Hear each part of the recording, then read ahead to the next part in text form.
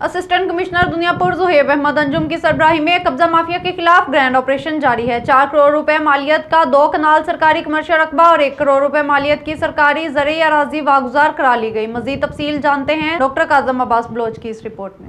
वज़ीर आज़म इमरान खान के विज़न के मुताबिक वज़ीर आला पंजाब सरदार उस्मान बज़ार की अहकामात की रोशनी में डिप्टी कमिश्नर लोधरा इमरान कुरैशी की हदायत पर असिस्टेंट कमिश्नर दुनियापुर ज़ुहैब अहमद अंजुम की सरबराही में कब्जा माफिया के खिलाफ ग्रैंड ऑपरेशन जारी है। असिस्टेंट कमिश्नर दुनियापुर ज़ुहैब अहमद अंजुम ने SHO थाना सिटी दुनियापुर सैयद फरात बादशाह व दीगर अफसरान और पुलिस की भारी नफरी के हमरा पुरसरला में 4 करोड़ रुपए मालियत का 2 कनाल सरकारी कमर्शियल रकबा और 1 करोड़ रुपए मालियत की ज़री सरकारी अराजी वागुजार करा ली। असिस्टेंट कमिश्नर ज़ुहैब अहमद अंजुम का इस मौके पर कहना था कि सरकारी अराजी पर नाजायज काबिज़ों के खिलाफ क्रैकडाउन जारी रहेगा।